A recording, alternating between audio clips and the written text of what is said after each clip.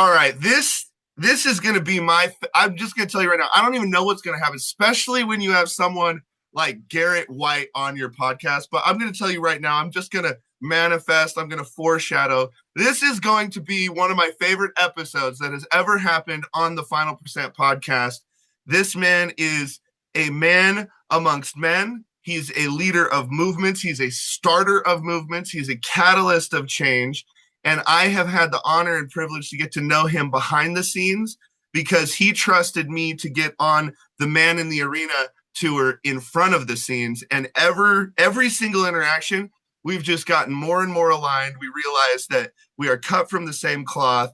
And, you know, in the words of the great Garrett White, he said, we are going to do things at biblical proportions because we do it for the right reasons. We do it for the souls of men. We do care about Christ. And I have the honor and privilege to introduce Garrett White on my podcast. How are you doing, brother? Bro, I'm doing fantastic. And what I'm trying to figure out is how in the world you've built such massive upper pecs. You know, bro, I'm fucking jealous. I'm like, I'm watching you in your Jeep with your top off rolling, and I'm like, your shirt's off. I'm like, fucking upper chest canyon. I gotta get me some upper chest canyon. It's coming. It's coming. Yeah, exactly. You know, it's funny. I work out with a lot of friends because, you know, right now I'm 195, 5% body fat. And my buddy, he's like 240, and he was saying the same thing. And he's like, dude, I know I'm taller, but I'm telling you, when you flex in the picture and I flex in the picture, even though I've got you by like 45 pounds, it looks completely different. And I was just like, bro, genetics are a very real thing. So it's a thing. But I will tell you, for anyone who's watching this on YouTube, because we are going to talk to the men. If you want to know, you do an incline, you press out, but I call it the flex. So you press and then you come in like this. So I literally will get cables and I just do this, and I'll just do that, 10 sets of those like every chest day. And that's how I start everything out. So you do the normal press and then you come in like it's a fly at the very end, but you're on an incline. You're going to have pecs that you didn't know could exist. When I started doing that, everything changed. So there's the little secret sauce. I've always wanted to start getting some lower pecs because I was working out with Coach Carter, who's part of the Mount Arena tour with us. He's been my bodybuilding coach for 2 years, but I was training with him virtually until the last 5 months. So he would just send me the workouts and macros and do my meal prep and etc. And then I came to Miami, where he lives in Fort Lauderdale, and we started training every day. Dude, I was literally lifting wrong on 90% of the movements wrong. And I could never build chest because I would always roll and go front. And so my front delts were big, my back delts were small, my chest, I never really got a pump. So I've been coming along. I'm gonna get this upper chest thing figured out though. It's funny, and I think actually I love what I've actually started doing it too. I post a quick recap of whatever workout I did now every single day to my story. And I like how you have this body principle. Like, look, it starts with what you can control. But the same thing is like when I really started doing the work on understanding the mechanics of the body, understanding how to take my life to the next level in fitness. Again, I was lifting like 90% wrong, where I was activating things in my body that I like. It's like, how come when I'm doing a chest movement, my lower back is cramping up? Like something has gone wrong. And so our life is the same way. Like, I think a lot of these men, when they interface with their wives or their kids or their businesses, their employees, what happens is they think they're doing a press, but their lower back is cramping up. And you can substitute that to, they think they're running their business, but they're messing up their marriage. They think they've got their marriage, but their cash flow is messed up. And they don't understand how interconnected all of this stuff really is. And I think that, you really got to my heart when we were talking about the Man in the Arena tour. He said, we're on this call, and Garrett's talking to me. He says, when we're doing our lead gen and we're trying to help these men, we're finding that men are lost, they're scared, and alone. And when you said that to me, I was like, that's what we talk about at our men's group. That's what, when people finally get out of the confines of, you got to beat your chest, and you got to, like, at these conferences, 90% of the people are just lying. Oh, I've got 4,000 doors. Oh, I did $10 million last month. Oh, I did this. It's just lies. And then what happens is the people who actually can do something with you, you just told them that you make $10 million or whatever. They come to you with a $10 million opportunity, but you got $10 in the bank. And now you just blew up the relationship because you're not who you say you are. And you can't follow through the way that you say. And this is a thing that's running rampant. So when we get these men alone, they're able to raise their hand and be like, guys, I spent my last $10 to be here with you and I need help. And getting men to realize that I say this all the time, you got two hands for a reason. One to say, I can help, and one to say, I need help. And getting men to recognize and realize and understand that, hey, you're in a place where you can finally raise your hand and say, help. I don't know where to go. I don't know my next move. I don't know what to do. I don't know this. I don't know that. But every time you get one of them, those men who raise their hand and say, hey, I need help, that man can help someone out there.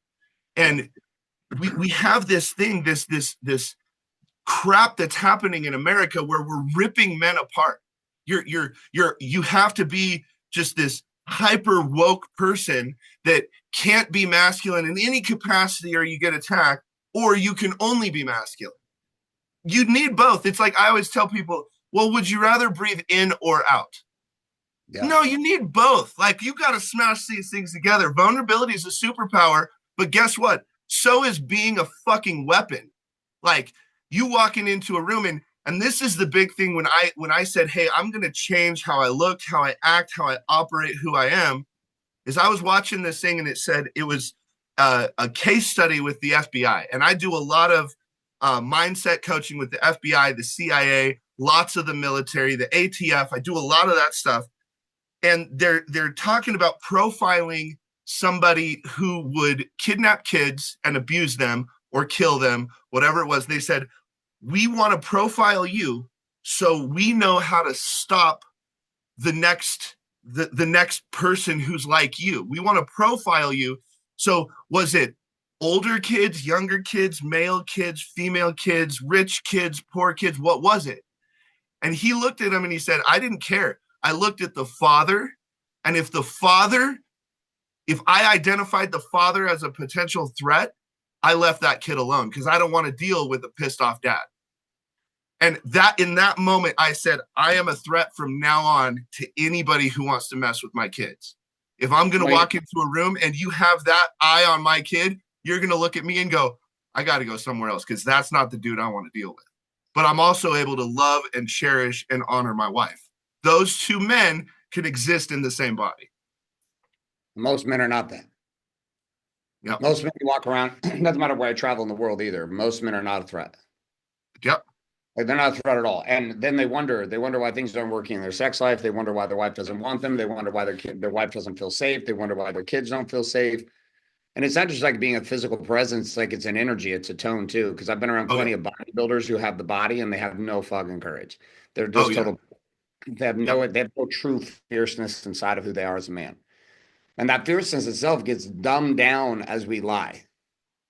Like and this is why the lying happens at all the real estate conferences and the money conferences, and the guys are making up bullshit and they're telling this story. I mean, I've watched guys even come in my programs where I will see them online. One of them was online with the kid that does the little interview. Hey, how did you get rich? Yeah. Real estate, the real School of Hard Knocks or whatever his little podcast he does. And by the way, I found out everybody pays to be on that thing. I didn't know that. So yeah, I had no idea. Yeah, well, I found that out. It's like 10, 15, $20,000 now to be on it. And then he comes up and randomly interviews you. So randomly, anyway, yes. Randomly walks up to you and interviews you for 20 grand, which is great. Great business for him. Smart kid.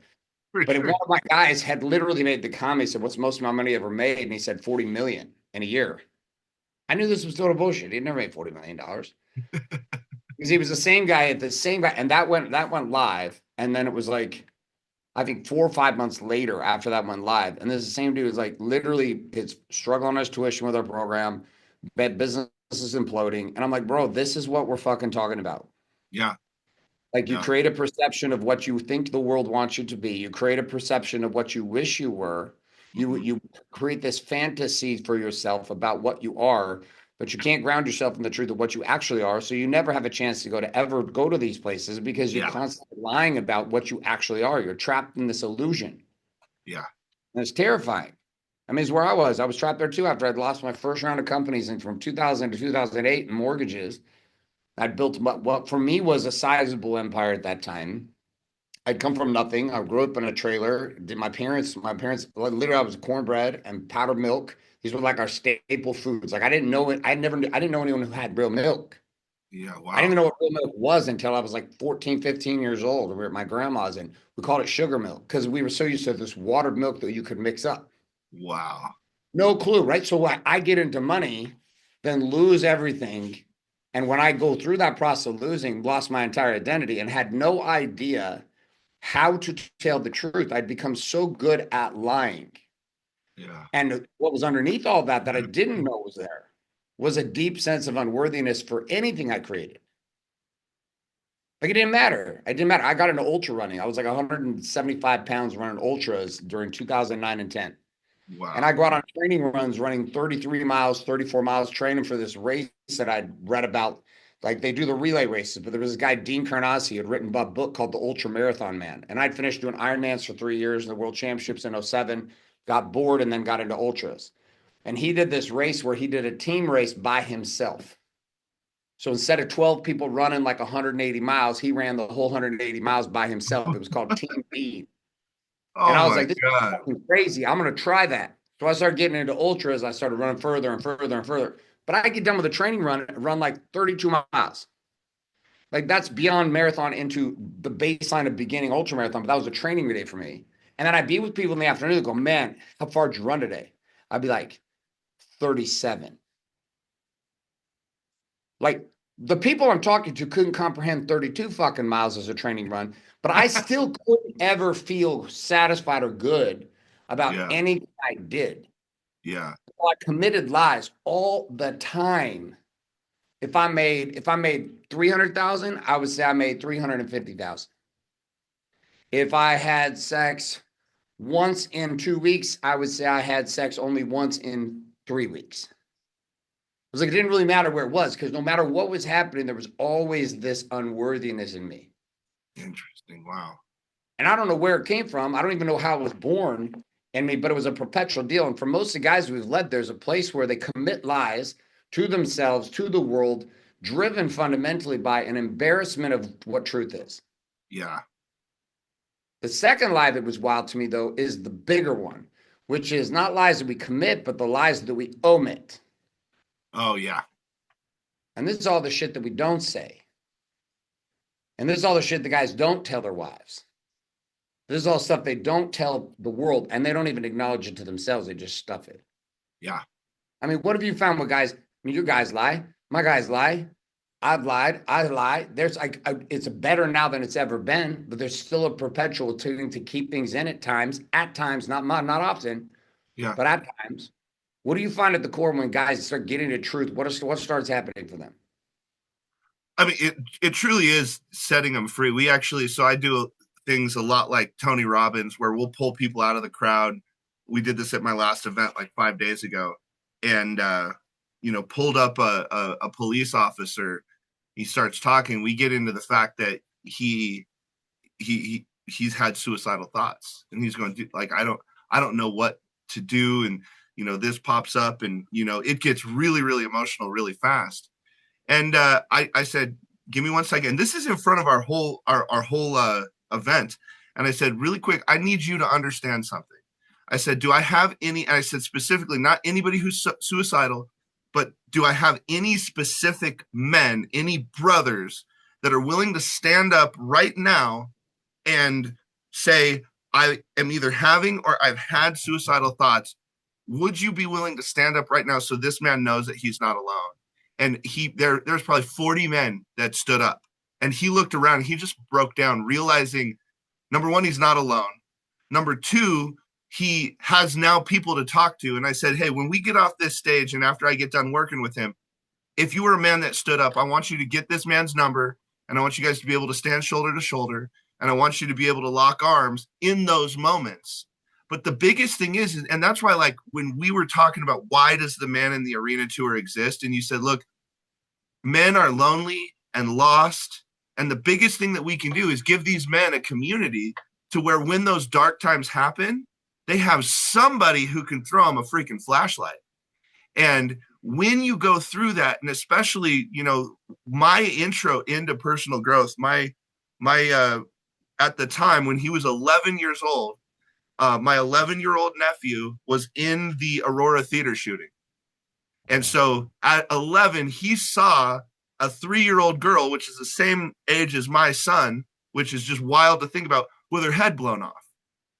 And he became suicidal. And when he was 14, I took him in and pulled him away from his living situation. I said, look, I got your back, because he tried to commit suicide, not suicidal thoughts. He tried to commit suicide 3 separate times.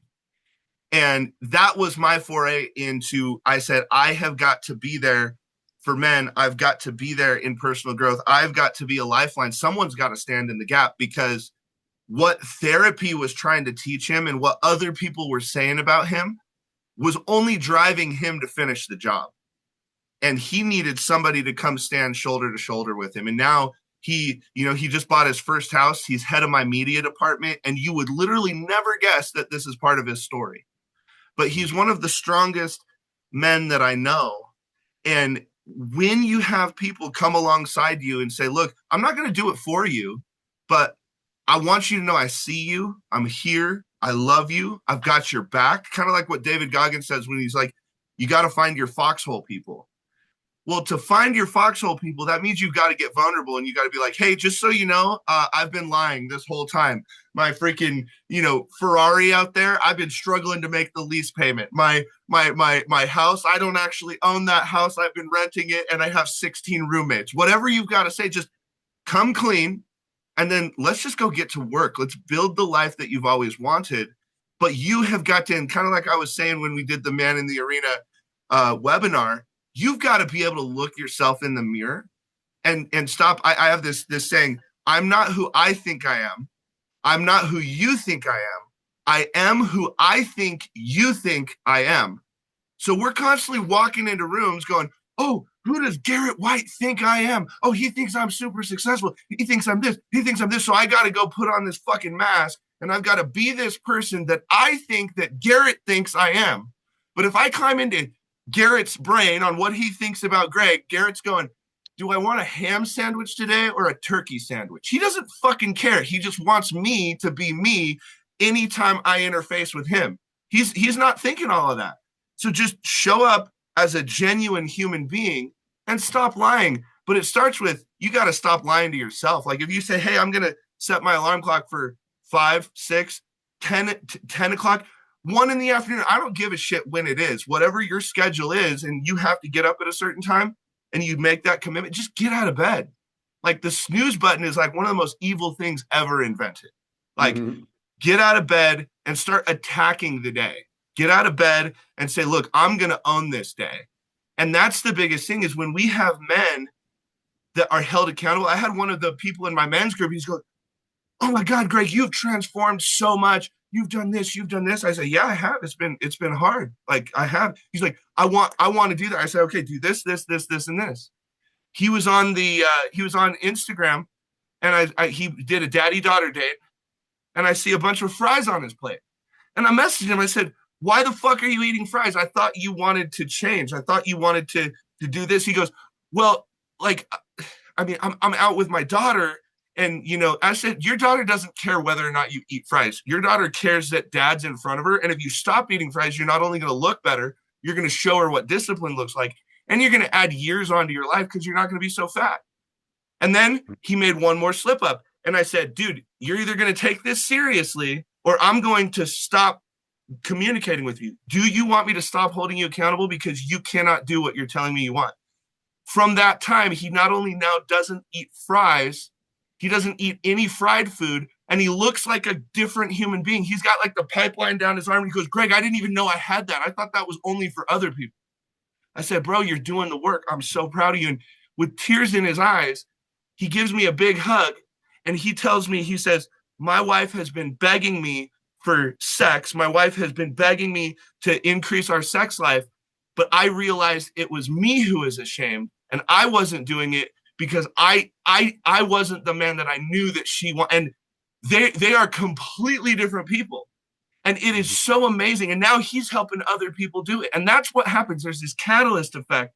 When you stop being the warning and you start being an example of a man, other men go, I could probably do that. But the Mm-hmm. problem is, are you willing to be held accountable? That's the thing that, you get into these different things. And like, I'll tell people after I'm hard on them a few times, I'm like, do you want me to stop? Because you asked for this. Like, I'm not the easy button. I'm the easier button. So it's going to be easier than if you do it by yourself, but I'm going to be really direct. And I'm like 10 grit sandpaper, especially if you're rough around the edges. I'm going to knock a lot of this stuff off quickly and then we'll smooth it out. But you got to be willing to do the work. And when men get around men who operate at a high level, that's the expectation. That's the standard. Like, you and I are never going to have to wonder, are we going to show up on time? Are we going to show up for each other? Are we going to do this? Are we going to do it? No, of course we are. Like, how Mm-hmm. many times did we have to confirm X? No, we knew that we were doing this podcast. We know we're executing Man in the Arena, which is actually a question that, I think a lot of people are going to have for you, because anybody who's ever put on an event, Mm-hmm. like, events are hard. Like, Yep. events with 100 people are hard. Events with 200 people are hard. I just did an event with just shy of 200 people, and it cost me just shy of $100,000 at the Gaylord. And there's a lot of production. There's a lot of things that go in it. So now let's go to what Garrett's doing. I'm going to rent out an arena, and I'm going to put 7,000 people in a room when it's not like you're doing it for the money, because the money is going an opposite direction if you were trying to make money, because you're like, look, I'm called to do this. God said do this, and I'm just obedient. Help me understand this idea of the Man in the Arena tour, because from a business standpoint, I think a lot of people would be like, bro, don't do this. Well, listen, there's a reason why we went to hybrid events and the reason why we kept things tight for so long, because we had done both types of events over the years at Wake Up Warrior. We had done small, tight knit events with 15 to 30 guys, boot camp experiences. We had masterminds with a couple hundred guys in them, upwards of 300. And we always did internal stuff. So it wasn't just Man Arena Tour wasn't just a break from things we had done. We'd done events with 1,000, 2,000, 3,000 guys before, but it was all internal, all just Warrior. There was no collaboration. There was just our tribe. That's it. Just Yeah, my guys, my trainers, our world, all black, Warrior t-shirts, no outside speakers, no collaborating speakers, no keynote speakers, no come tell me your story in your book launch. yeah, Nobody. So when we had gone away even from big events because of just how intense they were, like to put on, but we knew the impact of what they were because we'd done 6 or 7 of them from 2017, 18, 19, even up into 22, 20, 21, and 22, even during COVID. And when we were doing these, like the impact of putting this many men together in one room is something different than just 200 guys or different than yeah, 20 guys. There's an intensity to the experience that allows for guys who may be more afraid in a smaller environment to participate because they feel like Greg's going to process a shit out of them, Garrett's going to process a shit out of them, and they're going to be exposed, which is totally the case with 100 guys in them. Everybody's getting open. But we also 100%. taught in a large group how to open that dynamic. Yeah, So when I moved to Miami last fall in 2024 or 2024, I'm in Orange County, California. I live in a beautiful home, $24 million house.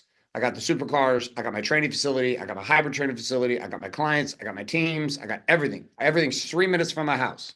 My office is 3 minutes from my house. The gym is 3 minutes from my house. The beach is literally in front of my house. Like I don't have to go anywhere. I don't do traffic. People are like, LA, traffic's so bad. I was like, we fuck LA. We don't go to LA. We just stay in Orange County, Dana Point, in the Strand, within 3 miles of my house. That's where I oh, I lived. love it. Every one of my clients came to me. We had stopped doing big events outside because of just how heavy it is to lift. Yeah, So when we get the call from God to move to Miami last fall, it was an instant decision. I said, we're going. And I got three specific insights that God gave me personally about the move. Because I said, okay, I'm going. And then I'm like, why? He said, one, I'm moving to Miami to protect you. This is clear with some of the bullshit sexual harassment and bullshit lie lawsuits that are currently being filed against me from the state of California. You could only get away with it in California. Yeah. These lawsuits would have no fucking grounding because there is no facts, there is no truth, there is no evidence to anything they're saying. But in California, you could say whatever the fuck you want. It's a Yeah. the employee cannot show up to work for 3 weeks and has, I'm feeling sniffly, I'm feeling this. You can't fire them. Like California just has real fucked up rules. So I was like, okay, so that's one of the things. I got that. Move me out of California to protect me. Here was the second part though, which was unify the kings. Yeah. This was the charge. Unify the kings. I've been in the man space longer than anyone I know, aggressively in the middle, which is where you're at, Yeah. which is why we get along so well. When I say the middle, there's a whole bunch of people right now in the world of man who've gotten very excited about helping men. They are broadcasters. And these broadcasters broadcast about men. They have opinions about the state of man. They voice their opinion about the state of man, but they don't get bloody with men. These are the broadcasters. They're Yeah. great. They're bringing awareness. Then you Yeah. have the dudes at the top of the food chain. Mm-hmm. Dudes who are very established in money, very established in the game. And then there's guys that want to help those guys. Yeah. And then there's the broadcasters that want to broadcast to everybody. The Yeah. challenge is the broadcasters wake dudes up. Yeah. And then those dudes from the distance of waking up at the bottom have to cross the voyage in the middle. They got to leave Egypt. The broadcasters get them to start leaving Egypt. Then they Yeah. have no guidance into the desert, no guidance through the Red Sea, no guidance to the promised land. They just want to go to the promised land the broadcasters told them about. Yep. And then enter stage left, Dr. Greg Kimball. Enter stage left, Raul Facilis. Enter stage left, Kyle Carnahan. Enter stage left, Garrett J. White, which are men who have been called as prophets, if you will, in the middle. Yeah. It's fucking heavy as fuck in the Yeah. middle. Yes. Let's leave Egypt, broadcasters. And then you got your waiting group sitting in the promised land. Welcome to the promised land. Yeah. And then you have the 40 years of fucking chaos, walking up the mountain to the burning bush, coming down, and your people are fucking all of each other. They're bitching and moaning about not having food and water and telling you they want to go back to slavery in Egypt. And Yeah. we're managing the middle going, hey, let's go. We got to go. They're going to kill us if you don't go. We have to move. 1 million people Moses had to move.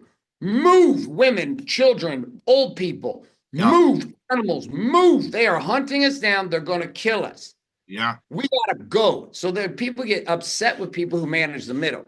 Yep. Which Man in the Arena is about. Man in the Arena is not about a broadcast. It's about managing the middle of man, which is the ability to actually cause men to rise in waking up. But here's the second piece, which is staying awake. Yes. I don't care. The reason why me and Greg's social media has not got millions of people, because we're not called to the masses. No. We're called to the kings who are trying to get to the promised land. Yeah. Which means the game is totally different. It's more vicious. It's more savage. It's more dark. It's more intense. It's more demonic. It's more pressure. It's more long nights where we wake up and neither one of us are worried about ourselves. Nope. We're watching our men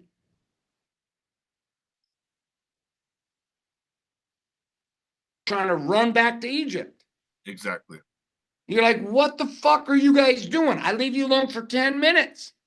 And now you're fucking the cows and you're trying to run back to Egypt. Stop fucking the cows. We're going to eat those. What are you assholes doing? And they forget. There's a shirt right there. Stop fucking the cows. We're going to eat them. Welcome to Man Arena. Stop fucking the cows. We're trying to eat them. So this process in the middle has been heavy because I have been focused on, for over a decade, trying to figure out the science of what it requires a man to stay awake. Yes. And to weaponize himself. Yes. Because men should not be operating at any less vibrational intensity that you and I operate with. Exactly. The hard part is, and you brought up accountability, which is wild, because forever we sold accountability. We said, come to the group, we're going to hold you accountable. Join this program. We're going to hold you accountable. Come to the arena tour, then join us on the journey afterwards, and we'll hold you accountable. And then I came to this harsh truth about 5-6 years ago, after doing this with 70,000 dudes. You can't hold a man accountable who doesn't want to be accountable. He has to hold himself accountable. You got to be the example. Well, you and I become the two big words you use throughout Scripture: awaken and remember. Yeah. We're reminders. Yeah. Guides, not gurus. Greg's not a Exactly. guru. I'm not a fucking guru. Stop looking at me like I'm your guru. I'm not your guru. No. I hold a mirror up. In the Yep. arena, we're going to create a box of mirrors with the intensity of the men being there. And that intensity inside the arena, because of the association of the tribes coming together, Yeah, that's the good. already active accountability in hundreds and hundreds of very powerful men in the group of thousands. Yeah. These men operate as a mirror with God to hold men in a place of power, of truth, so that they can activate accountability that is found inside the kingdom inside them. Yep. And when that accountability activates, what a man's activating is remembrance of who he is and remembrance of whose he is. Yes, that's good. And when he remembers this and looks around at his life, he looks down at his fat body. He looks at his disconnected marriage. He looks at his guilt and shame about not spending time with his kids. He looks at the business that's not operating the way it's supposed to. And then this awakened state of accountability, dominion is activated again in this man. Amen. Remembering God gave him the power to create in this place. Yes. And when he looks at what he's created unconsciously, he's faced with the dilemma. Die and leave Egypt and leave your shit. Yeah. Leave your shit in Egypt, pack up what you can in your backpack, grab your wife and children, and do just as Abraham was commanded. Yeah. Leave your country. Yeah. Leave what you've created. And this is very, very difficult, if not impossible, for a man to do alone. Yeah. Oh, yeah. Amen. What have you found in your groups with the power of association? Because again, you've been running tons of events. I run tons of events. We run events every week, virtual events, hybrid events, in-person events. Every month we have 4 or 5 events happening. At any given time, my trainers are running them, or I'm running them, or we're all running them together. What power have you found as men gather? What is available in your experience for these men as they gather that they cannot find alone at home? And specifically, though, when they gather in physical proximity versus. You know, this actually just happened right before I met you. So I had 2 hernias, which essentially is your intestines coming out of your lower abdomen, inguinal hernias. And so I was like, man, something is really wrong, because I was working out in Vegas with Dave Johnson, working out with him, and I'm in my mind, I don't care who you are. You could be Jay Cutler, you could be the Mr. Olympia, you could be like, I don't care who you are. If we're going to be in the gym together, I am going to try to outwork you. I am going to try to make sure, and it's not from a weight standpoint, it's an intensity thing, because there's bigger and smaller people. But if I'm involved in the workout, I want to be an engine. I want you to look at me and go, shit, I didn't know that there was that level that existed. I didn't know that there was another gear. And so I get back from Las Vegas, immediately go to Alpine Surgical here in Boulder, and they're like, we need to get you into surgery right now. This was a Thursday. We need to go to surgery right now. These are bad. And I said, I can't do surgery right now.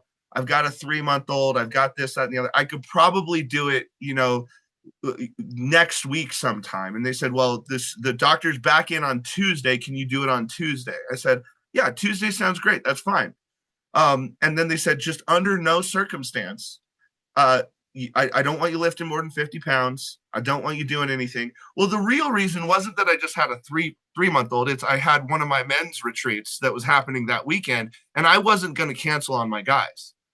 And I took them to Colorado Springs, and in an incredible facility that had a built-in gym and all these things. Not one person outlifted me. Yes, with my intestines spilling out, and in between sets, I had to push my intestines back in. Not one person outlifted me.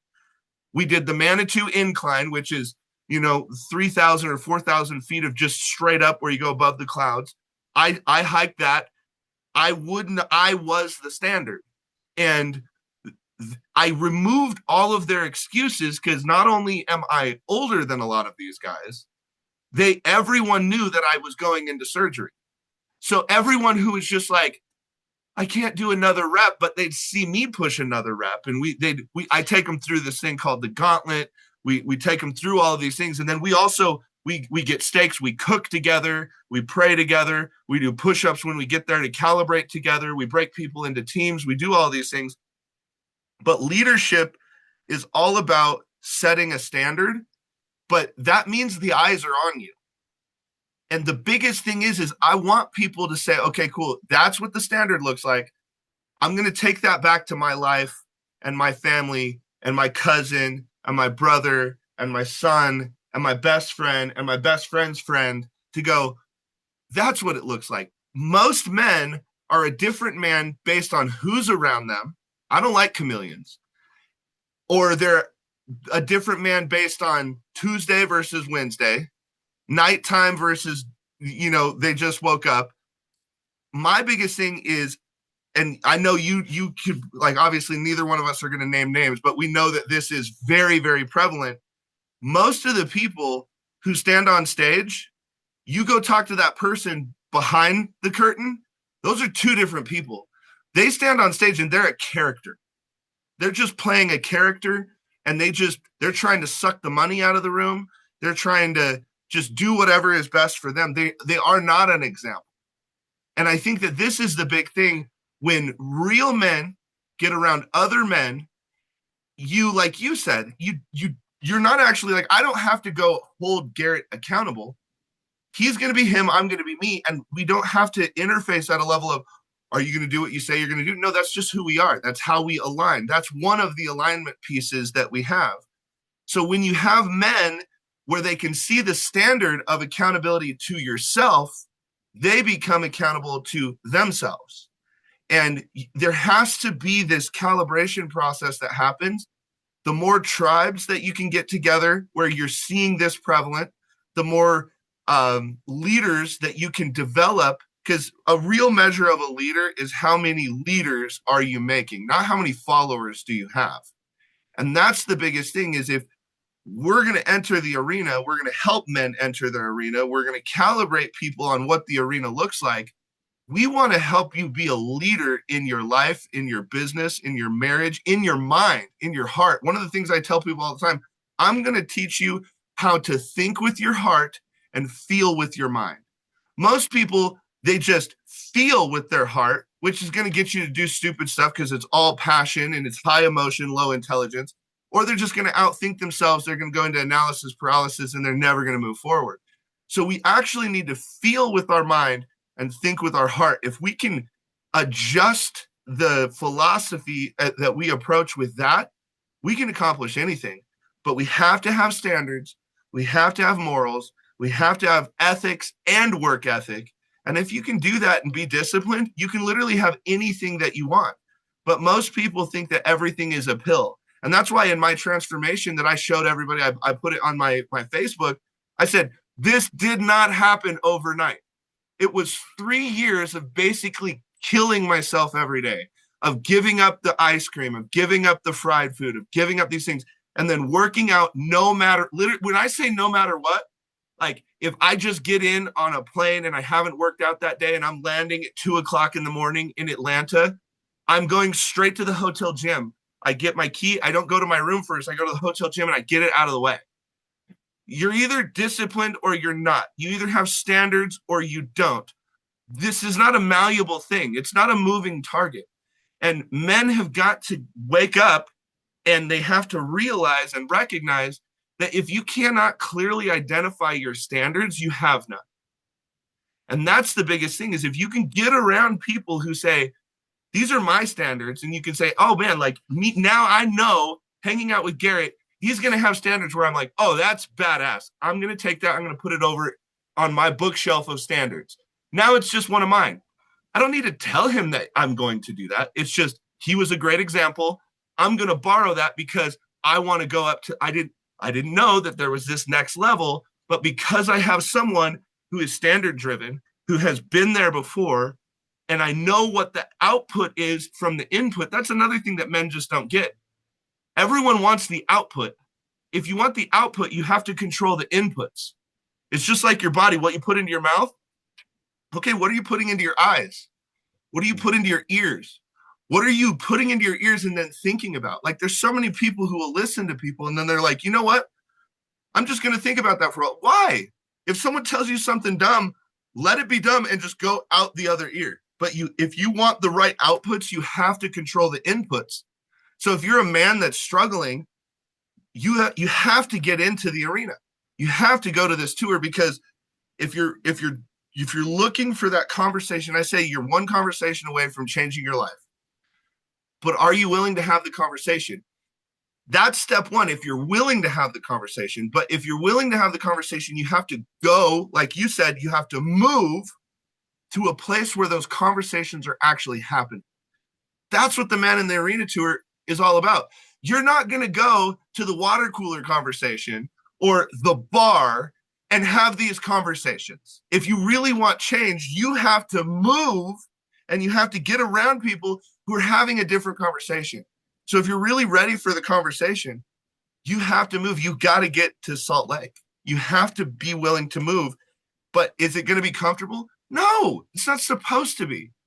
You wanting comfort is why you are in this position right now. Like Garrett and I, like for anyone listening to this, I promise you the reason we are who we are is right when we get comfortable, we figure out how to get uncomfortable as fast as possible. Oh, I'm too comfortable. I don't like that thought. Comfort, like right when comfort enters my mind, I'm like, how do I get that shit out of my head as fast as possible? That means there's another level and I've stayed here for too long. Let's go. I'm ready. This drive is access to association. Yep. Right? People heard the idea of proximity is power. And this has been a conversation that everyone listens. You've all heard this statement. Mm-hmm. Proximity is power, proximity is power, proximity is power. Cool. The problem is most of you run with men who don't have standards. Most of you run with people who actually, and the worst trap is to be what I call king of the shitheads. Because you have become the standard to your group, but the group that you're playing with is weak as fuck. Yeah. You are the richest guy that you know, and yet you're dealing with a bunch of people, Bobby Bud Lights that work at the Circle K. And Bobby Bud Lights. because you work as a roughneck and you make 200,000 a year, 300,000 a year working on the oil rig, and you've been gone from your family 6 months out of the year, but because you make more money than everybody else, you know, all of a sudden you become the guy. Then you put yourself into a room where guys make that on a monthly basis and they're home every night with their kids and they're off on the weekends with their wife and they're taking trips with their wife and they're making literally 10, 20, 30 times more than you. Yeah. And they're not putting their lives at risk physically every single day. And you're like, holy shit, maybe I am king of the shitheads. Maybe I should take that Bud Light can crown off my head and stop claiming that I'm the guy. Because I've been the guy in this place. But when you come to an arena event, you are surrounded by all kinds of people. Yeah. Every guy in there that thinks he's the standard is going to be exposed to a new level of the standard from another man he didn't know from another tribe. Yes. Physical standards, marriage standards, God-driven standards, money-driven standards, how you run your business standards. And all that comes back to me, which is why I put myself in the world of billionaires right now. Yeah. Because I want to be around billionaires and see how they think, because they make my problems look very fucking small. Yeah. So what appears to me to be big, and when my students are guys I run with and people look at my problems, like, I don't understand how you're doing it. And I'm looking at their problems going, those are easy problems. Just do this. Now I have to keep putting myself in places where other people's standards and what they've created are so much bigger than what I've created. Yes. That it gives me the opportunity to be a student again. Yes. It gives me opportunity to come back to the bottom as a feeling and go, man, like people look at our home right now and where we are. And my wife and I both feel like, even though the home is beautiful, even though where we live is beautiful, it's amazing here in Florida. To us, we feel like we took a step down to step up. And people are like, that's impossible. You live in a $29 million house. How's that a step down? No, the home we came from in California was a better home. But we knew coming here, we were supposed to come here. So there was a game, and people see this like, this doesn't make any sense. And we said, we don't understand. We're not pursuing the okay life. Yeah. We don't run off a standard of someone else. I use other people's standards as inspiration. But Yeah. the greatest leveling up of the standard has to be saying, here's where I'm at. And it might be new. Yeah. It's like a physical body. You look like this the last 3 years you got here, right? The last 2 years, I put on 40 pounds of muscle. Like people are like, that's fucking impossible. It's like, dude, I was a 190-pound surfer and I decided I wanted to be big. Yeah. And so for 2 years straight, I've trained my ass off and now I'm 230. And I'm, Yeah. well, guess what? The more you become aware of your body, the more you recognize how much further you can take it. And the more aware you become of how unaware you used to be. Oh my gosh, that's so true. So everything you create, this is why it doesn't matter how much money guy makes. It doesn't matter how much sex he's having. It doesn't matter all these things. No matter what level you're at, that newness gets old and becomes normal. Yes. And that normal becomes numb. So Yes. people are like, why you put the arena event on? Well, God told me to unify the kings. The third thing he told me to do is start the soul war. Yeah. Because right now we have kingdoms operating in the soul war, independent with no communication with each other. They're not sharing anything. They're not swapping weapons. There are weapons we've used at Warrior here for 13 years that can help Gamma. Yes. There are 100%. weapons that Gamma is using that can help Warrior. And there's weapons that Lions Not Sheep is using, and I am a comeback, and the edge, and the standard, and pivot, and unchained. There are weapons these kingdoms are using, but no one's collaborating with the weapons. So, although those kingdoms are amazing, the empire of God is not expanding. Exactly. Yeah, it's too So, isolated. this for me was a unification event. This Yeah. is not just, so I said, if I wanted to just do a Garrett show and I wanted to put on a Garrett tour, well, it'd be real easy. I'd go hire David Goggins. I'd go hire Deion Sanders.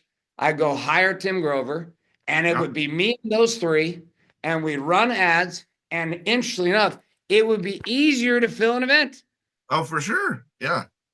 because to collaborate with other kings and to do what we are pulling off right now requires men who unify around a higher cause than the Yeah. banner and the logo and the brand of what they've built. Yeah. Which is why I told you earlier that we're finding out real quick who our guys are that are kingdom guys, not kingdom in their kingdom, who are kingdom guys. Yeah. We're guys that are willing to say, hey, for a day, guess what? We're not Warrior. We're not Gamma.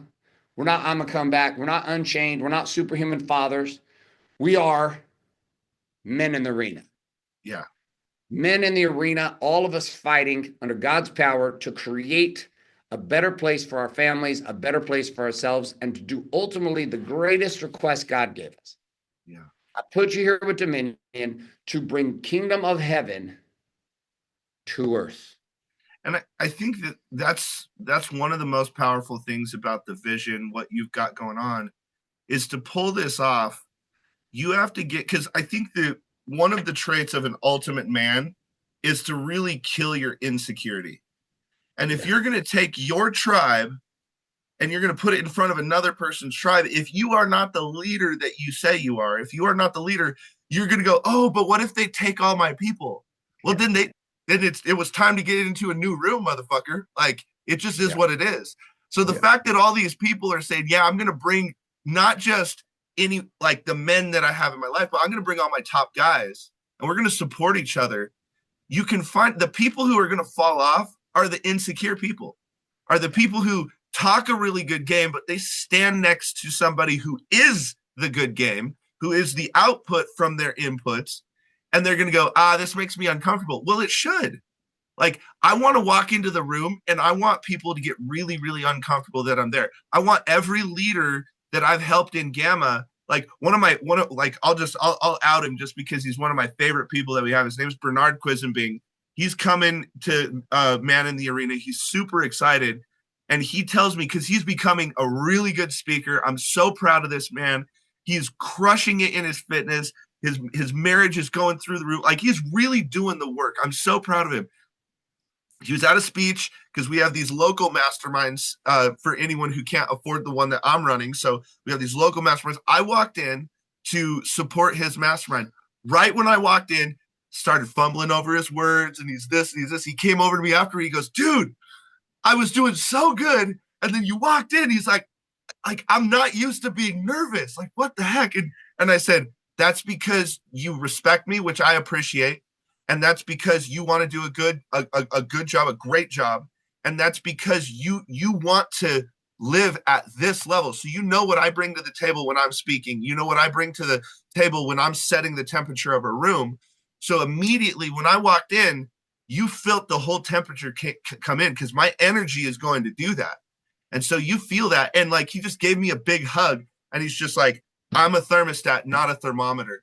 The next time I saw him on stage, he lit the stage on fire like there was no tomorrow. And when he got off stage, he came over to me, gave me a hug, and he goes, thermostat, motherfucker. That's what I'm talking about. Because I'm not insecure that he's gonna become a better speaker than me. And honestly, if I helped him be a speaker and he becomes better than me, awesome. I did my job. But he's also not trying to outshine me or do anything. He wants to make me proud and he wants to set the tone for the room and he wants to do his job and he wants to do it at the best of his ability. He wants to keep raising because we have a standard. But there's no insecurity. And I think men, especially with all of the crazy stuff that happens in the news and in movies these days, it's like we're like trying to make men more insecure. And so when you get men in the arena, especially men in the arena tour, all these tribes, all these people who lead people, they can get really insecure because it's like, oh, I don't want to bring all my people in front of Garrett. They're going to join Garrett. Well, then as a leader, you probably should tell them to do that because you can't lead them anymore. Like I told everyone, I said, if you're a part of our men's group, you're there. And I need you. Like I was on stage at our last event. I was interviewing our good friend Dan Fleischman, who's putting on the tour with you.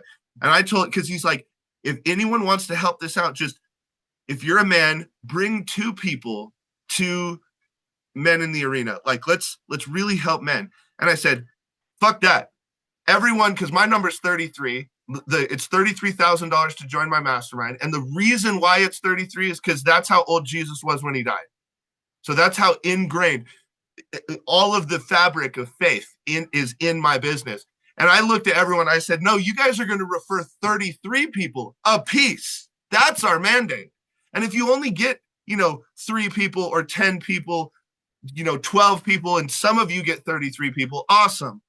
But our number needs to be 33. Our number needs to be as many people as we can help be a warrior for their family, be a weapon for the catalyst of change so that men can again so that they can wake up because we've been sleeping we fell asleep starting in 2008 like the manhood just started falling asleep and now it's you want to talk about an alarm clock where I guarantee you Garrett and Dan and Greg, we are not going to allow you to press the snooze clock on your life anymore.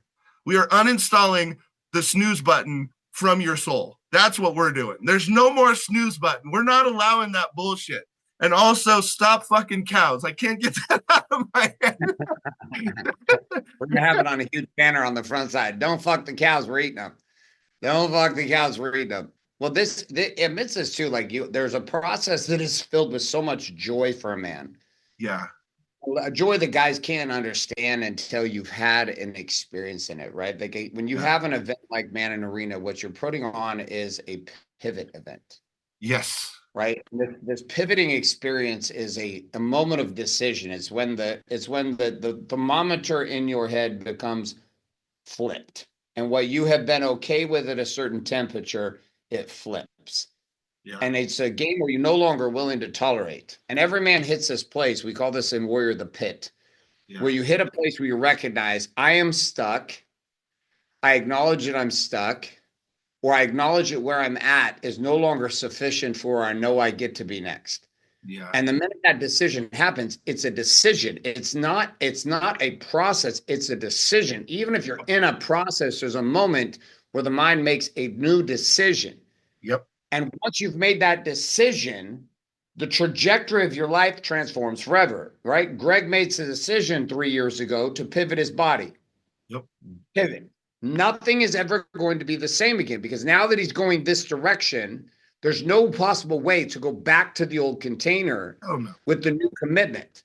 And so as you come into the arena, we've watched this happen for 13 years. When men gather in rooms, it's not just the value of being in that room of proximity. It's not just the conversations. It's not just the associations. It's not all of those things alone. Those are all part of it.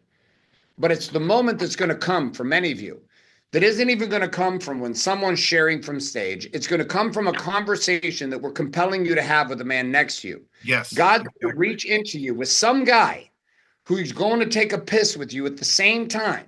You end up washing your hands, you're standing out in the hallway, and we're on a break, and he's going to say something to you based on what's happened in the first 4 hours of the day, and or you're going to be at lunch, or you're going to be sitting in a breakout during the arena event, and this man's going to say something, and that thing he says is going to be the final straw that breaks the camel's back on your limit. And you're going to watch this warehouse door open up, and your mind will see and conceive. No different than what Jesus was talking about in the parable of the sower. In Matthew 13, it's like, listen, eyes to see, ears to hear, hear ye the parable of the sower. And he explains what he had just taught the people. His apostles were confused. Why I always tell these parables? Why I was telling these weird stories? We know you're a carpenter. Now you're talking about farming. I don't understand. Yeah. And our audience, people have these moments. We have guys that have sat in rooms with us who have businesses that are failing, and they have marriages that are imploding. And there's a moment sitting in the audience by themselves, and many people may not even know it's happened to them, but there's a switch. Yep. We've had guys come to events with us at our WarriorCon events where we have thousands of guys who are literally sitting at death's door in suicide. We had a guy who was going to not come back to the event. He was there for the first day. It was a multiple day event. He was not going to come back. He literally had plans to go kill himself that night. Oh, goodness. In our room, came and said, this is my final shot. If I don't get the switch to flip here at this event, I'm fucking done. Had the Glock in his bedroom, in his hotel room, came to the event, and it was a conversation with another guy in the room. And God flows into this man, shatters his reality.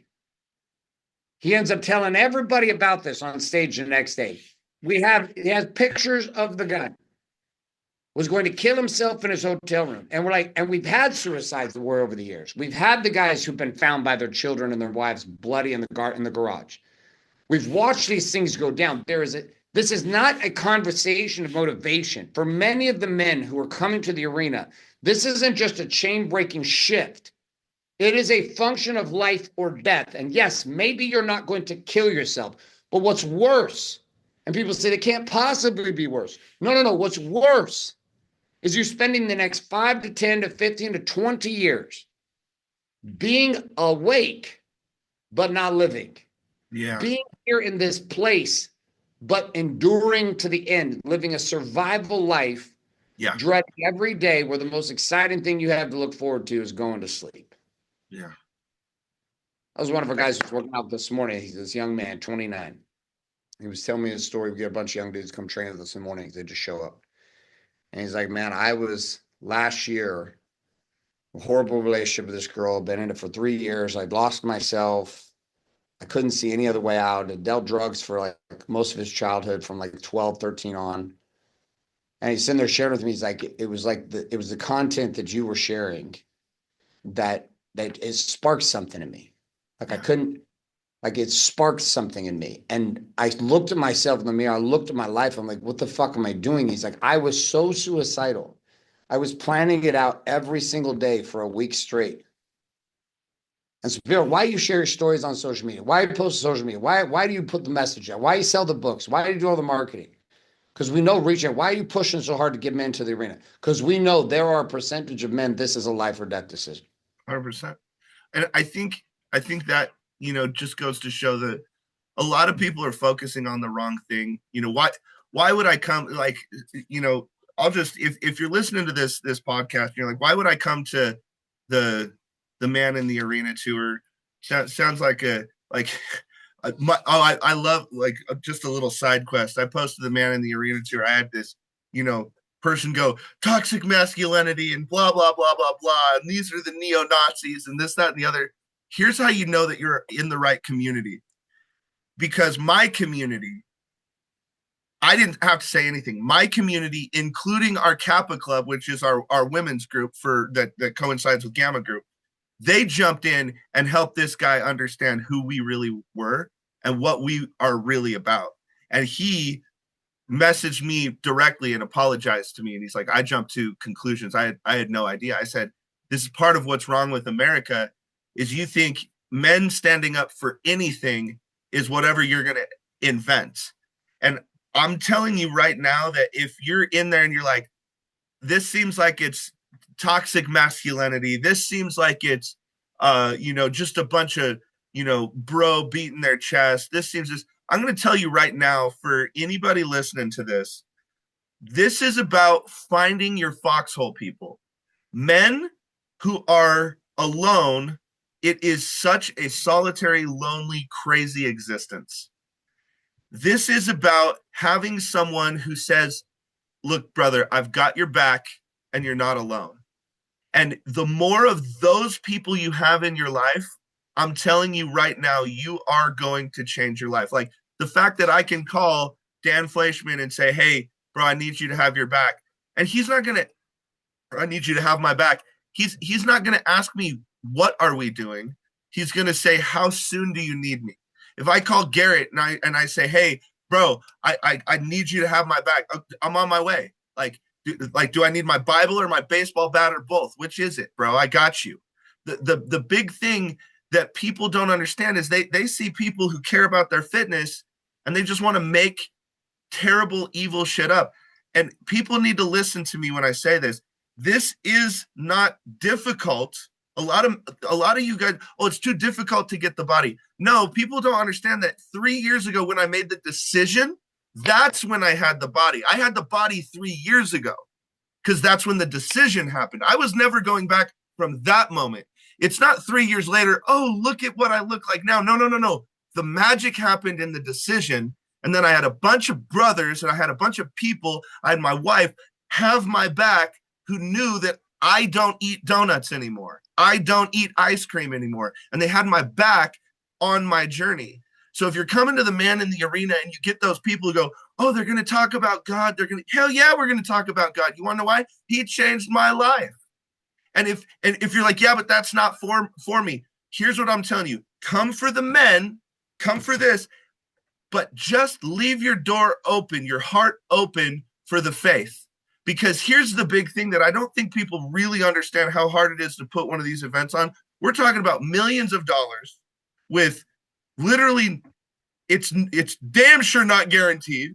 If Garrett breaks even on this thing, I am going to be astonished because he cares about your soul a hell of a lot more than he cares about the money.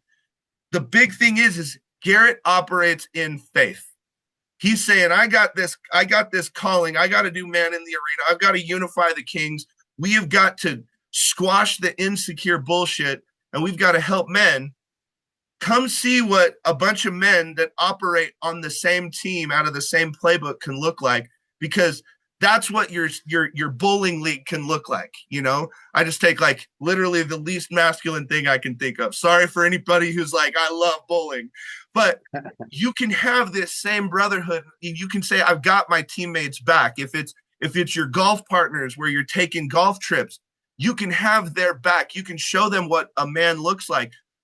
One of the big things that I did is I had to say, you know what, I got to get proximity is power. A lot of people say this. So I went and joined a country club with literally the last dollars that I had, because I'm like, I need to get around people who are movers and shakers. I have to get around the people with the money. But the problem is I had one guy stand up and say, because I thought I was a pretty cool guy. Like everyone wanted to hang out with Greg, but I didn't get invited to the really cool golf trips. I didn't get invited to Vegas. I didn't get invited to Bandon Dunes. Half these people have their own jet, and I'm not getting invited on the jet. And so one time in the middle of the men's card room, I kind of went off on a tangent. I'm just like, how come this? And someone said, Greg, you're just a little bit too much of a Boy Scout. And I said, what does that mean? And he said, one of the things that you said one time is that if you ever cheat on your wife, you better not invite me around because I will never do business with you. I don't want to be a friend. In fact, you can fuck right off. He goes, you said that in front of everyone. And we all thought you were drunk. Then we realized how often you say this, that you're damn sure serious about it. And I said, well, that makes sense. It was at that moment that I realized that I'm not like everyone else because I'm not invited on the boys' trips because they know I'm going to get pissed. I'm probably going to end up beating their ass because they're cheating on their wives. They know that I'm not going to go be that person. I'm not going to be a part of those things because I want to always honor my wife. I always want to be the man in the arena of my marriage where I'm honoring what's going on. And so I get called Captain America. I get called a Boy Scout. I get called all of these things. And it's this thing is we're meant to do business together. We're meant to be kings together. We're meant to be men together. But if you'll cheat on your wife, I know you'll cheat on me in business. So if I watch you go do all this other stuff with someone else that's not your wife, I know at a moment's notice you're you're opportunistic. You are not loyal. You're going to cheat on me. If we have a business dealing, you're going to go, well, yeah, it's just Greg. If you'll cheat on me, or sorry, if you'll cheat on your wife, you'll cheat on me if we have a business dealing. So why would I want to hang out with people like that? And I've made that very known. So yeah, I don't get invited to the boys' trips at the country club. I don't get on the private jets because what happens in Vegas stays in Vegas. I just don't subscribe to that because I have standards. I have morals. And more people need to get around that. And I've had people since I've been a part of this country club for almost 8 years now. I've had people come up to me and say, because of the standard you set and because of how you treat your wife, you didn't know this, but you saved my marriage because I stopped that bullshit. I don't do that anymore. I won't go to the trips anymore. I'll get invited and I'll turn it down because I think about what you said and I watch you operate in your family. So I'm an example and I'm not, and now those men are no longer a warning. So if you're on the fence about whether or not you should get in the arena, I'm telling you, stop surviving and start thriving because that's what this is all about. Seeing an example of what it can look like to bring the passion back into your marriage, into your life, getting excited about the mirror, getting excited about your business, getting excited about your kids.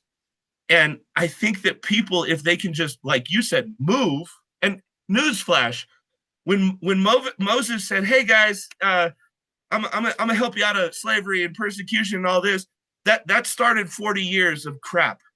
So that wasn't that it didn't start then. That was the beginning. So once you're awake, you're gonna have to do some work. You're gonna have to keep it going. And you're going to need, like Garrett said, it's damn near impossible to do it alone. Especially, guys, stuff tethers. The more shit you think you need to own and keeping up with the Joneses and cars and this, that, and the other, it tethers you to make moving less possible.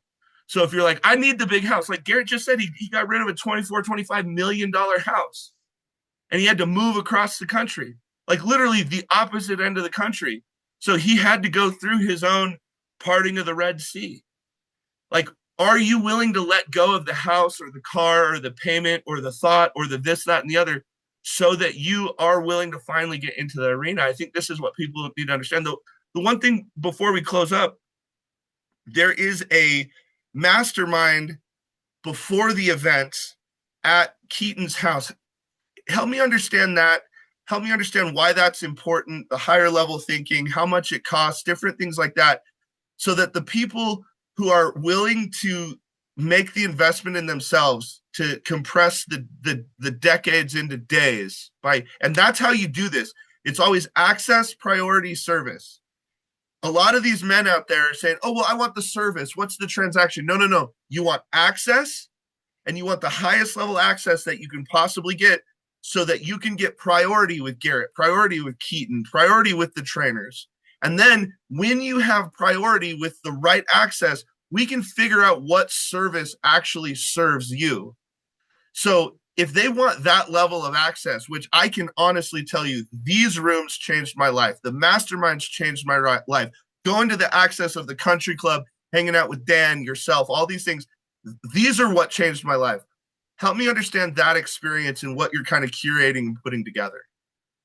So the night before the actual arena event, there is a VIP mastermind event happening. Some people used to go into parties. We don't do parties. So it's not that we're not going to have some socializing. There'll be some music and some drinks and hanging out. That's fine. That's going to happen after roughly 4 hours of work. And that work itself is about getting the most elite men that are coming to the arena and a chance to meet each other before we start. Some of the top guys from each one of the tribes getting to interact and mingle. You're going to be in a specific process. So this is not just a free flow, walk around at cocktail tables and talk to guys. We specifically designed this using the protocols we've done at Warrior for the last 13 years to assure that you get to meet everybody that's there, that everybody that's there, not only do you meet them, but that you get to have real and deep conversation with them. On top of this, you're also going to get to hear from each one of a handful select of the speakers who have brought their tribes too, and a chance for them to speak to the top guys in all these groups.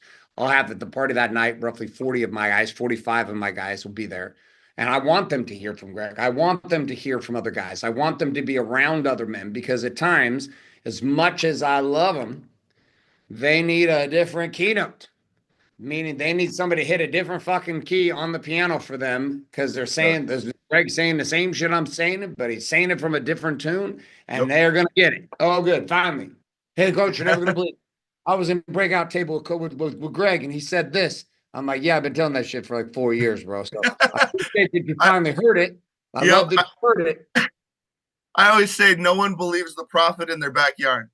Yeah. Well, this game, so the game of networking that night's going to be big. You're going to interact, you're going to leave with at least 10, 15, 20 different relationships you didn't even know existed.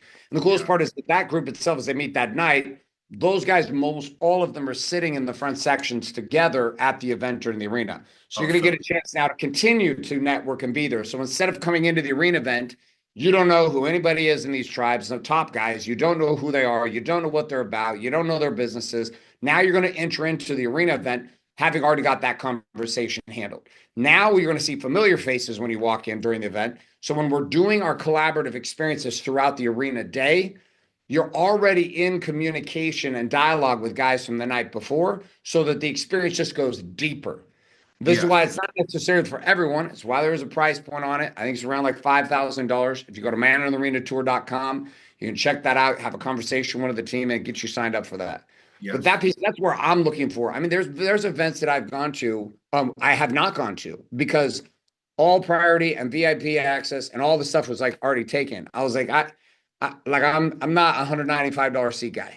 Yeah. Like if I'm going, I want to be the reason I want to Yep. buy proximity to the people who I can respect at the highest level. Not that Yes. I have a problem with everybody. I don't. I have no problem. But if I'm going to come put time in and I'm at a high level as a man, I got to be around dudes that when I'm talking to them, they're at my level. It's like That same frequency. yeah. Exactly right.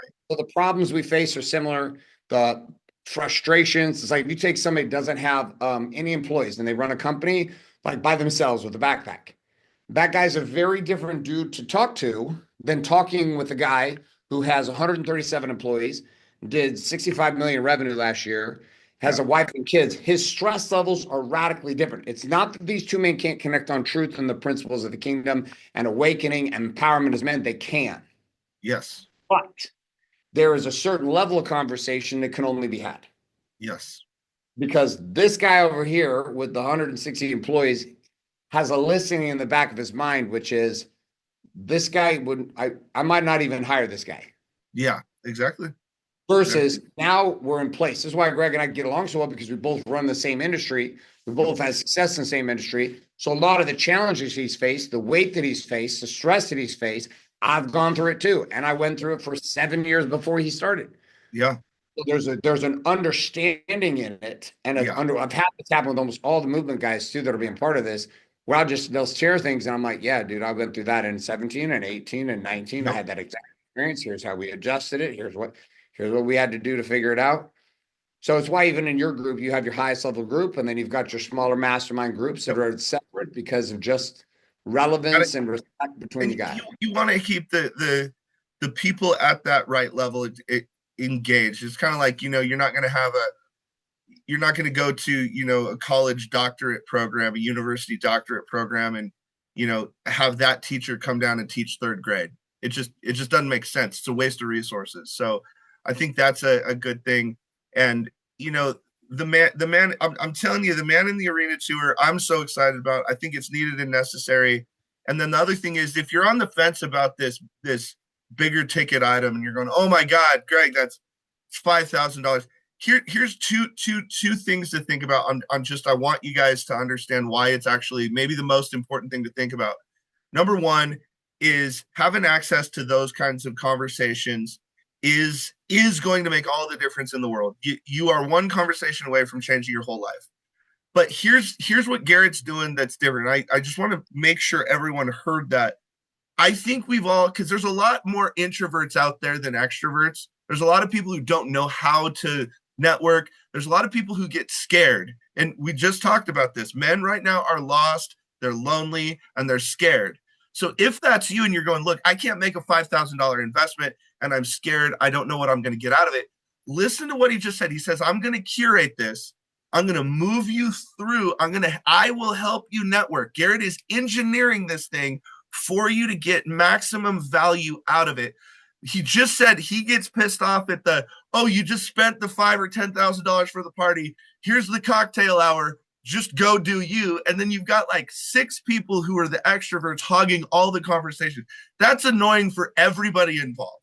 He is going to make sure that as you move through this, and I love what he says, experience. Garrett is all about experience. In a world where we are in so much demand of AI, everyone's trying to like automate compassion. We're trying to automate the human experience, which is just never going to happen. In a world where we are all connected, now listen to me when I say this. If you're on the podcast, listen, you can write this down. In a world where we're all connected, nobody is actually connecting. In a world where we are all connected, we are not connecting. Garrett is forcing the connection point. Garrett is he's the unification of kings. He is forcing you to connect with other men who are actually going to have your back. You have spent, as a man, so many years looking over your shoulder, wondering who's going to get you. If you have 7,000 brothers that have your back for the first time in your life, you can use the windshield instead of the rear view mirror, because you don't have to worry who's back there, because you got 7,000 people who've got your back. You have to be connected and connecting to other men, which means you got to move, you got to take action. So if you're the introvert, if you're scared to network, it is a curated experience where you're going to move through and you are going to connect at a level that you actually probably didn't even know was possible. So I very much implore and encourage you to take a chance on yourself, put the ball in your hands so that you can finally score touchdowns for your own life, score the shot for your own life, and stop waiting on other people. It's going to require action and energy and effort and belief from you. And like I say, hope starts, faith finishes. So I hope you will be here. And I'm telling you, this man that we have on this podcast, he has faith enough to legitimately put his money where his mouth. He rented a fucking arena. That's how much he cares about you. So please show up and we can take care of everything else. If you can get your ass there, Garrett will show up in a way that is uncommon and rare that you have never seen before. He's curating the experience in the arena as well. You have to show up. We can take it from there, and we will equip you to be able to finally pick up your sword and shield inside of the arena and make sure that you are no longer just a critic in the stands. So, any closing remarks, my friend, my brother? You wake up a man, and this man weaponizes himself. You wake up and weaponize a marriage. Yes. And as you do this, you weaponize a family. And weaponized families become the power couples, the power unit of cities. And these cities become the transformative force to states. The states become transformative forces to countries, and countries become the tipping point for the world. Yes. There's a rising happening in the United States right now. It is an opposing rising of power and light, in contrast, the darkness of woke culture. Yeah. This fierceness that's rising is happening in entrepreneurism. It's happening in politics. It's happening in the celebrity world. It's happening in Hollywood. As you're watching men lean into God at levels they have never done, men who were not in this conversation, men who have never been in this conversation, who now it's the primary conversation that they are having. I'm one of them in the last 3 years. So Yes. come, give yourself a chance, get into the arena. Pick up a ticket by going to manandarenatour.com. We have teams that can talk with you. That literally, I have my entire floor. The guys that we call them the gatekeepers of the arena, they are on the phone. They're on the phones for 10 to 11 hours every day, talking to guys, helping them get coordinated, even Yes. coordinating their hotel rooms, working through the game to make sure that you're in the right place at the right time, making sure this is a fit for you, making sure we understand what your situation is so that when you step in, you don't just find yourself as a hollow guy hiding in the corner and then you bounce out at the end of the event and nothing actually transforms. So I appreciate you having me on the podcast today, Greg. Excited to have you part of the tour. Excited to have you part of the event. Excited for your dudes and me, my dudes. Excited for the game to roll together and get to watch Yes. blow some fire from stage. Yeah, man. I appreciate you. Thanks for having the faith and trust in me. And we're excited and we are honored to be a part of this. And for every one of you out there listening, I ask this all the time. 11 years ago, would you have invested in Amazon? Now, a lot of you would say, yes, I absolutely would have. And then I'm going to look at you and say, you're a fucking liar because you were alive 11 years ago and you didn't invest in Amazon. This is one of those moments where you can come to the first event. You can come to the catalyst. You can come to the foundation being forged and made. You can come and get in the arena before it was the real arena that you're going to see in 2, 3, 4, 5 years. That is a global phenomenon. So I'm telling you, the first one is unbelievably special. And this is that moment. So if you say, yeah, I totally would have invested in Amazon 11 years ago. Bullshit. Well, here's another Amazon moment, but now your life is on the line. So get in the arena, come hang out with myself, so many other men, and Garrett, and your life will never be the same. But you have to show up, and we'll take it from there. So thank you so much, Garrett, for being on the Final Percent podcast. I love you, brother. This is just the beginning.